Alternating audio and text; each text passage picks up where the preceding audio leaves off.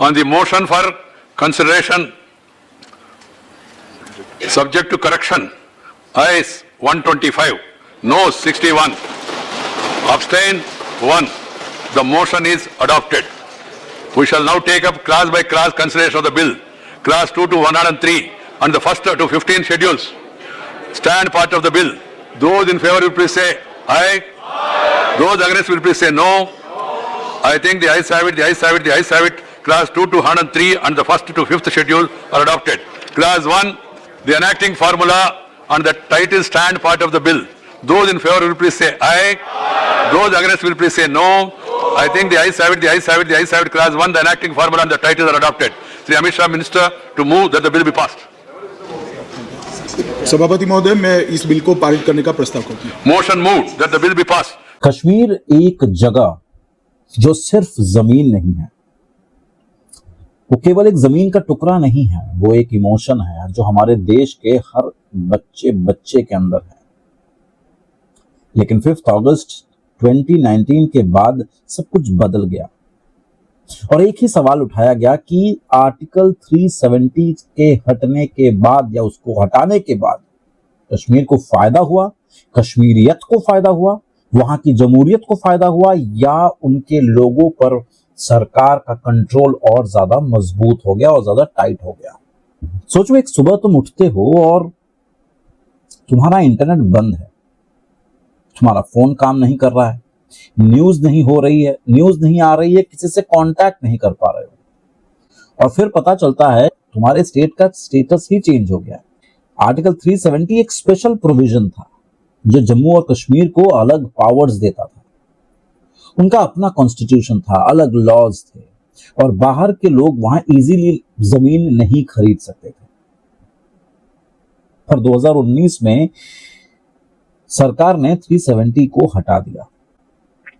कश्मीर अब fully India का part बन गया था। मैं जब जम्मू एंड कश्मीर बोलता हूं, माननीय सदस्य, इसलिए एग्रेसिव हूं कि जम्मू एंड कश्मीर के पीएको को आप भारत का हिस्सा नहीं मानते हो क्या? एग्रेसिव ना हो, जान दे देंगे इसके लिए। क्या बात कर रहे हो आप? एग्रेसिव होने की क्या बात कर रहे हो? जान दे देंगे इसके लिए।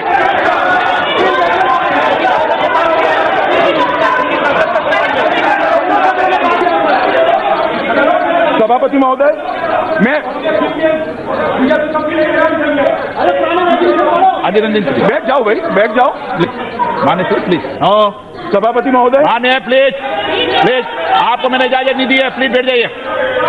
मान्य गृह मंत्री जी के अलावा कोई सदस्य नहीं बोलेगा। महोदय, मैं ये बात रिकॉर्ड पर रखना चाहता हूं कि जब मैं सदन में जब जम्मू एंड कश्मीर राज्य बोला हूं, तब पाक ऑक्यूपाइड कश्मीर और अक्साई चीन दोनों इसका हिस्सा है, ये बात को।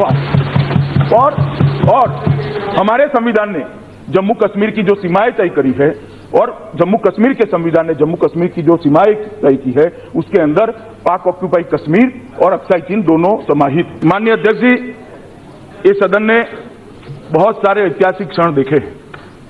इस सदन के समय समय पर के सभासदों के निर्णय के द्वारा देश के इतिहास में बहुत नए नए अध्याय कई बार जुड़े हैं। मैं आज बड़े गर्व के साथ कहना चाहता हूं कि आज दोनों ये प्रस्ताव और ये बिल भारत के इतिहास में स्वर्णिम अक्षरों के साथ अंकित हुए। ये महान सदन जो अपनी प्रतिबद्धता भारत की एकता, अखंडता और सार्वभौमत्व के लिए कई बार व्यक्त कर चुका है, वो महान सदन आज फिर एक बार एक ऐसे प्रस्ताव और बिल पर विचार करने जा रहा है, वो आने वाली सदियों तक जम्मू और कश्मीर को भारत के साथ जोड़ कर रखने वाला है। जो भारत में लॉज लगते थे वो कश्मीर पे भी लगेंगे। जो भारत के हर सिटीजन के पास अधिकार थे वो कश्मीरियों के पास भी होगा। सरकार का कहना यह था कि इससे डेवलपमेंट आएगा, इससे करप्शन कम होगा और कश्मीर बाकी स्टेट्स के बराबर आ पाएगा। इसके दो पहलू हैं।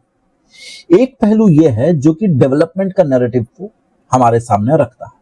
कहते हैं कि सपोर्टर्स बोलते हैं कि अब वहां पे बेहतर सड़कें बनेंगी, जो कि बनी भी है, इन्वेस्टमेंट्स आएंगे जो कि आए भी हैं, टूरिज्म बूम करेगा, वाकई में किया है।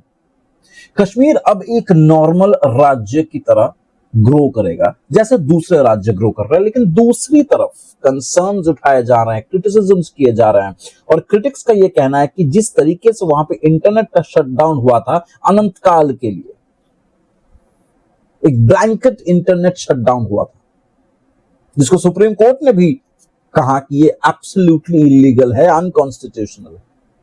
पॉलिटिकल लीडर्स को वहां पे डिटेन किया गया, होम अरेस्ट में रखा गया, और लोगों से बिना पूछे उनका स्पेशल स्टेटस को हटा दिया गया। उनका सवाल यह है कि अगर प्रोग्रेस है तो इतनी रिस्ट्रिक्शंस क्यों हैं? ग्राउंड रियलिटी क्या है? देखिए, सच यह है कि कश्मीर एक कॉम्प्लेक्स स्टोरी है। कुछ लोगों के लिए ये अपॉर्चुनिटीज को बढ़ाती हैं तो, और कुछ के लिए आइडेंटिटी और कंट्रोल का डर भी बढ़ता है। देखिए, बहुत लोग कहते हैं कि कश्मीर कोई राज्य नहीं, कोई जमीन का टुकड़ा नहीं, कोई स्पेसिफिक बाउंड्री नहीं, कोई इमोशन है। लेकिन मैं कहता हूं कि उसके साथ साथ कश्मीर एक बहुत बड़ा कॉरपोरेशन है, और उनका जो मेजर धंधा है, या कम से कम धंधा था 370 के हटने से पहले, वो डर का धंधा था, वो टेररिज्म का धंधा था। सवाल तो सबसे पहले यहां से शुरू होना चाहिए कि कश्मीर को स्पेशल स्टेटस क्यों मिलेगी? क्या कश्मीर कोई पहला राज्य था जो भारत में इंटीग्रेट हुआ था? इससे पहले भी बहुत सारे राज्य रजवाड़े भारत के साथ इंटीग्रेट हुए थे। कभी हमने उनके बारे में तो स्पेशल स्टेटस की मांग नहीं करी। This was one of the major blunders that was committed by Jawaharlal Nehru. This was one of the major blunders that was committed by Jawaharlal Nehru amongst many others. इतने सालों के बाद आज 2019 को हम जब देखते हैं 2026 से, तो समझ में आता है कि इतनी पुरानी जो गलतियां थी उसको सुधारने के लिए कितनी बड़ी कीमत चुकाई गई है। आज बहुत ज्यादा तरक्की हम लोगों ने देखा है, G20 की समिट को होते हुए देखा है। कई लोग कहेंगे कि मैं यहाँ पे बीजेपी का नैरेटिव चला रहा हूं। बात वो नहीं है। बात यह है कि वहां के खुद के लोग आज रिपब्लिक डे सेलिब्रेट करते हैं। इंडिया भी हाल फिलहाल में T20 वर्ल्ड कप जीता तो कश्मीर में सेलिब्रेशन किए गए, जो पहले नहीं देखा जाता था। प्रॉब्लम्स हैं, प्रॉब्लम्स हर जगह हैं, लेकिन घर की बात घर में रहनी चाहिए। कश्मीर भारत का एक अभिन्न टुकड़ा है। कश्मीर घर है। कश्मीर के लोगों की समस्या है तो हम आपस में समझेंगे, उसकी सुलह आपस में होगी। हम किसी तीसरे व्यक्ति के पास इस समस्या को लेकर नहीं जाएंगे। जब हमारे घर में समस्या होती है, जब माँ बाप से झगड़ते हैं हम लोग, तो क्या उस समस्या को लेकर हम अंकल के पास जाते हैं कि चाचा बचा लीजिए? नहीं जाते। तो हम कश्मीर को लेकर ये मौका पिछले इतने सारे साल से क्यों दे रहे थे? जब अच्छा खासा टूरिज्म प्रमोट हो रहा था तो कुछ लोगों को ये चीज रास नहीं आई और पहलगाम का अटैक कर दिया। पहलगाम का अटैक सिर्फ अटैक नहीं था। पहलगाम के अटैक में दो इंपॉर्टेंट चीजें थी। सबसे पहली चीज ये थी कि उस अटैक के थ्रू से भारत के यूनिटी को तोड़ने की कोशिश करी गई। क्लियरली पहली बार ऐसा टेरर अटैक हुआ जहां पे टेररिस्ट खुद पूछ रहे थे कि तुम्हारा धर्म क्या है।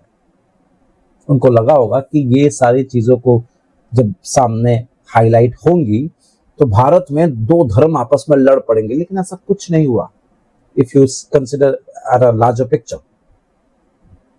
और दूसरा जो उनका एजेंडा था वो ये था कि फिर से डर का माहौल अगर हम लोग एस्टैब्लिश कर पाए तो शायद कश्मीर जो एक डर का धंधा चला रही थी उसको चलाने में आगे भी सक्षम रहेगी। लेकिन ऐसा हुआ नहीं है क्योंकि टूरिज्म फिर से शुरू हो चुकी है वहां पे। तो असली सवाल ये नहीं है कि आर्टिकल 370 को हटाना सही था या गलत। सही तो था ही। सवाल यह है कि क्या वहां पे जो डेवलपमेंट और डेमोक्रेसी की हम बात कर रहे थे जो दूसरे राज्यों में है, क्या वहां तक वो चीज पहुंची है? अभी भी हमें बहुत काम करना है। इस वीडियो को खत्म करने से पहले मैं आप सबसे एक सवाल पूछना चाहता हूं कि क्या तुम सोचते हो क्या ये एक बहुत इंपॉर्टेंट डिसीजन था 370 को हटाना? कमेंट सेक्शन में अपनी ओपिनियन जरूर बताइएगा, क्योंकि ये डिबेट अभी खत्म नहीं हुआ है।